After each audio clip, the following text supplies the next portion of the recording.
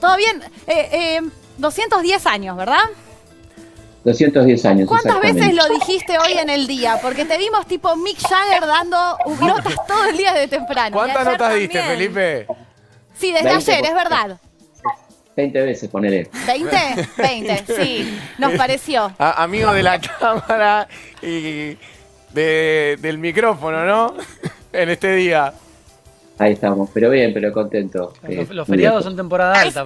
Claro, sí, sobre todo el 25 de mayo, es la fecha de piña. Bueno, Felipe, acá preparamos un informe, ¿no, Has, de las mujeres en la Revolución de Mayo? Exacto, nos preguntamos por qué siempre que pensamos en la revolución nos remitimos a la figurita de Villiquen, de los hombres nada más. Entonces tratamos de incluirlas y bueno, por eso armamos este informe, que ahora vamos a ver.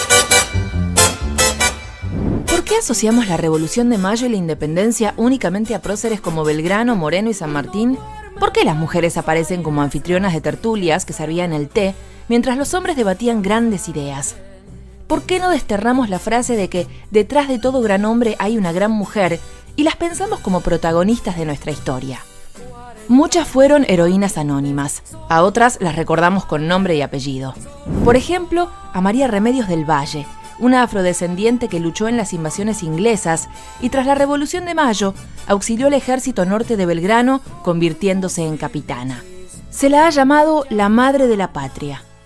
O a Juana Azurduy, quien participó en 1809 de un levantamiento que cuestionó el poder virreinal y luego estuvo al frente de un gran ejército miliciano, que contó con el protagonismo de indias, mestizas y criollas. Todos conocemos a Martín Güemes, pero a su hermana Macacha, ella fue una patriota salteña, que adhirió inmediatamente a la revolución y también fue parte de la gesta independentista. Cumplió tareas militares, organizativas y de espionaje junto a otras mujeres. Brindando sus casas, damas de la alta sociedad como Melchora Zarratea o Mariquita Sánchez de Thompson sentaron posición. Casilda Irgazábal de Rodríguez Peña alojó al Partido de la Independencia, una de las primeras sociedades secretas por la emancipación. La Revolución de Mayo y la posterior liberación del yugo español hubieran sido imposibles sin estas y otras mujeres, que hoy, más que nunca, reclaman su merecido lugar. Bueno, ahí veíamos, Felipe, algunas de las mujeres importantes durante la Revolución de Mayo. A mí me interesa que nos cuentes un poco, por ejemplo, el lugar de las mujeres en estas tertulias. ¿Qué hacían exactamente y cuál era la importancia de ello? Bueno, está muy bien lo que dice el informe, no eran simples anfitrionas, ¿no? Siempre se las pone como anfitrionas, como las que servían la mesa, que atendían, y parece ser que en el momento que hablaban los caballeros se iban y no opinaban nada, lo cual evidentemente no era así. Conociendo a Mariquita Sánchez, que fue una chica muy inteligente, que además pensemos nosotros que fue la primera mujer que pudo casarse con quien ella quería en el Río de la Plata, ¿no? Litigando contra la voluntad de sus padres que le habían elegido un marido, como ocurría en esa época. Y por la vida posterior de Mariquita, una mujer muy activa, muy pensante, con una correspondencia muy interesante, suponemos que no se limitaba solamente a servir la mesa y a decir la mesa está servida, sino que seguramente opinaba como lo hacían otras mujeres también en aquel momento, que no tenían voz ni voto, por ejemplo en el Cabildo, donde las mujeres no podían participar, y por eso no tenemos una Mariana Moreno, una mujer de primera línea, ¿no? En los sucesos de Mayo, pero no porque no hubieran querido, sino porque no las dejaban, ¿no? Claro. ¿Qué mujer, Felipe, pasa desapercibida muchas veces en los libros de historia, en la primaria, en la secundaria, y que no recordamos tanto?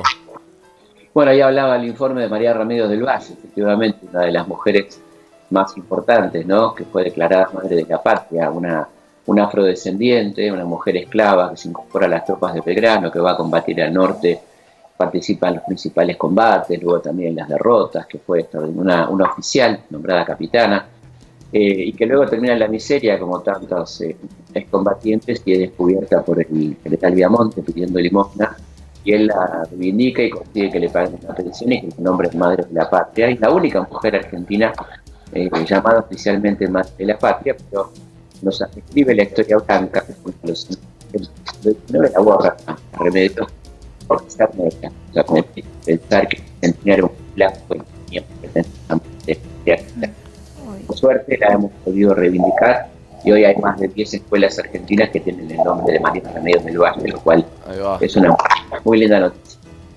Felipe, ¿y cómo ha sido una mujer para formar parte de una tropa, digamos? En un camino, ¿cómo se abordaba eso de alguna forma? Bueno, es buena la pregunta, pero estaba abierta la conscripción, como se decía, para las mujeres. En el caso del ejército de Belgrano, era una persona que admitía a las mujeres casi en igualdad que los hombres, y hubo muchas mujeres combatientes en la tropa de Belgrano que tenían distintos roles, ¿no? Enfermería o combate, línea de combate directamente, como fue el caso de María Remedio, ¿no? ¿Y hay números de eso? ¿Hay algún tipo de dato? No, justamente como es una historia machista, no hay un registro muy preciso, y a mí me resultó muy difícil cuando hice mi libro Mujeres Insolentes encontrar datos precisos, ¿no? Porque es impresionante como también en el registro hay omisiones muy claras, ¿no? De niños que también formaban parte de la tropa y de mujeres, están claramente omitidas. Felipe, y también es hoy el aniversario de Juana Zurduy, escribiste, bueno, algo en tu Instagram, obviamente en tu página también, que invitamos a que todos visiten. Y bueno, en el Museo del Cabildo hay un panfleto anónimo de varones quejándose justamente de que había mujeres que se metían en cosas que no les correspondían, que son las cuestiones de gobierno. Digo, si estaba esa queja es porque efectivamente había mujeres que estaban levantando la voz, ¿no? Totalmente, que querían con toda justicia participar activamente en los hechos de mayo, y que lo harán en la forma que puedan, ¿no? Que no era justamente participar del cabildo, porque no las dejaban, había una reglamentación muy machista que va a continuar durante bastante tiempo, ¿no? Pero sí había todo un reclamo de estas patriotas de participar, y formaron grupos de apoyo a la revolución, en las cuales estaba una muy jovencita, pero una niña, digamos, de Remedio de Escalada, por ejemplo, juntando dinero para armar el ejército del norte, la primera expedición al norte, ¿no? Así que hacían lo que podían, pero a mí me parece muy importante que destaquemos, que es el espíritu un poco de este informe también, la voluntad de hacerlo, ¿no? Que no las dejaron, ¿no? Porque el argumento machista, no tenés muchas mujeres protagonistas, bueno, pero no es porque no querían, sino porque no las dejaban. Claro, no las dejaban. Felipe, está Estefanía en Santa Fe que te quiere hacer una pregunta. ¿Cómo no? Buenas, ¿cómo va, Felipe? Un gusto. Bueno, mi pregunta es la siguiente. Como recién estabas contando, se te hizo muy difícil encontrar algunos datos. En la historia es verdad que se silenció mucho de lo que hicieron las mujeres. Quisiera saber qué te llevó a vos, qué fue lo que te inspiró a investigar y a contar de todo esto. Bueno, justamente muchas de mis lectoras me venían diciendo que hacía falta un libro sobre historia de las mujeres. Esto fue allá por el 2010 cuando empecé a escribirlo. Mi primer libro fue en 2011 sobre mujeres tenían que ser, y la verdad que venía viendo y venía estudiando y venía viendo las omisiones, me encontraba todo el tiempo con esas omisiones y me pareció interesante entonces escribir un libro específicamente sobre historia de mujeres, un libro de género que se llamó Mujeres tenían que ser, ¿no? Y el año pasado, el anterior escribí 2 tomos que se llaman Mujeres Insolentes, historia suelta como... Felipe, ¿con qué mujer y qué hombre te tomarías un café si tuviese la oportunidad? Bueno, con Juana Zurduy seguro, me encantaría, y bueno, con Manuel Belgrano me encantaría también tomar un cafecito.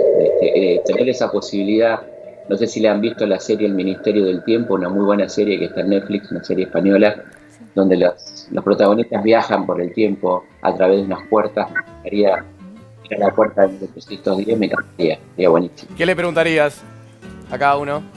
Y bueno, distintas cosas, ¿no? Yo creo que básicamente a uno le falta la construcción de las sensaciones, ¿no? ¿Qué sintieron en estos momentos tan decisivos de la patria, ¿no? ¿Qué les pasaba por la cabeza, por el corazón?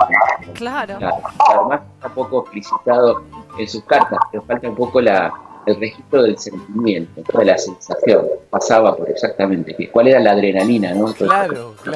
Felipe, tenemos conocimiento de muchos libros, ¿no? Memorias de Mariano Moreno, de Rosas. ¿Hay algún libro de alguna mujer de estas destacadas que contás de la Revolución de Mayo que valga la pena leer? ¿Algún libro que no sea conocido y se pueda dar a conocer o leer? Muy interesante una especie de recopilación de memorias de Mariquita Sánchez, que justamente es una mirada femenina sobre este periodo muy interesante, ¿no? Que es una de las pocas que escribió. Después ya son libros más adelante, ¿no? Juana Mola Gorriti o Juana Manso. Juana Manso también es muy interesante, que es un libro posterior, pero esta habla mucho de las mujeres tengo en hablando del año 1860, 60 y pico, por ejemplo, que es la avenida de Puerto Madero, no la segunda avenida de Puerto Madero. Juana Manso es esta extraordinaria mujer que fue pedagoga, fue maestra, que fue una de las primeras periodistas argentinas. Sí, feministas, y que nació poco después de la Revolución de Mayo. Podría decirse que fue la primera feminista argentina. Y es muy interesante también que la recuperación de la historia de las mujeres la están haciendo también mujeres. Por ejemplo, en mi facultad, en la Facultad de Filosofía y Letras, hay un instituto interdisciplinario de género donde hay historiadoras como... se me van los nombres. Bueno, Berta Wechsler está en Rosario. Acá Fernanda Gil Lozano, que escriben sobre mujeres. Bueno, y Dora Barrancos también, ¿no? Por supuesto. Totalmente, y la gran Dora Barrancos, siempre pioneras en cuanto a historiografía de mujeres. Hay muchos adolescentes mirándonos. Quería preguntarte qué es lo que pasó en el 25 de mayo, que nos cuentes qué es lo que ocurrió. ¿Por qué tenés ganas de tomarte ese café con Belgrano y con Juana también? Buena pregunta, Jazmín. Sí, yo creo que, bueno, fue la culminación de una semana agitada donde había que decidir un cambio de régimen, ¿no? Que terminara el Imperio Español, que se fuera el virrey, que ya no tenía ninguna legitimidad porque había caído el rey Fernando VII preso, había caído el Consejo de Regencia primero, y bueno, no había nada que sostenga a este virrey, ¿no? Y entonces, por eso mismo, se aprovecha la oportunidad cuando llega la noticia, con la demora del caso, ¿no? Estamos hablando de una época que no existía ni Instagram, ni WhatsApp, ni nada que se le parezca, mucho menos TikTok, se pueden imaginar, sino era barco, eran 5 o 6 meses. La noticia de enero llega en mayo, y acá nos enteramos y hay una verdadera convulsión, donde se propone al virrey un cabildo abierto, que era una forma de asamblea de vecinos, para decidir qué hacer, y en esa asamblea se decide que el virrey tiene que cesar en el cargo. Por supuesto, el virrey se resiste, y ahí comienzan todas las movidas de las milicias, que eran estos cuerpos populares que habían quedado de las invasiones inglesas, hasta que el virrey renuncia y se crea entonces la Junta, un día como hoy, un 25 de mayo de 1810, ¿no? Donde empieza un poco a cambiar todo, lentamente, pero hay cambios importantes ya a partir de los primeros días, ¿no? Como la creación de la biblioteca pública, ponerle cosas que apuntan en una dirección totalmente distinta a lo que venía haciendo el virreinato, ¿no? Felipe, hay más preguntas. Está Amir en Río Turbio, que te quiere hacer una pregunta. Bueno. Hola Felipe, ¿cómo estás? Y bueno, la consulta tiene que ver, recién hablabas acerca de con quién te tomarías un café o compartirías algún momento. Te pregunto, ¿con quién te sentirías identificado teniendo en cuenta tantos libros que hiciste en cuanto a esta temática? ¿Con quién te sentiste representado de aquella primera junta? Bueno, pues claramente con Mariano Moreno, con Juan José Castelli y con Manuel Belgrano, que eran los impulsores del cambio realmente, ¿no? Y fueron los que armaron un poco el andamiaje jurídico de esa revolución, cómo plantearlo y cómo contarlo al mundo. Esto de decir que seguíamos fieles a Fernando, que en realidad era una estrategia, no había ninguna fidelidad al rey. El rey estaba preso y lo que se quería evitar era obediencia a ese consejo de regencia fantasmagórico, ultraconservador que había en España, y la manera que encontraron fue decir, somos fieles a Fernando. Total, eso no tenía ninguna implicancia política porque el rey estaba preso y faltaba mucho para que vuelva, exactamente 4 años. Ellos suponían que más, pero bueno, por lo menos 4 años tardó en volver a su trono Fernando VII, así que fue una decisión muy acertada en ese momento, ¿no? ¿Y podés explicarnos qué tenían de original las ideas de Moreno y de Castelli y por qué eran diferentes a los restantes miembros de la Junta?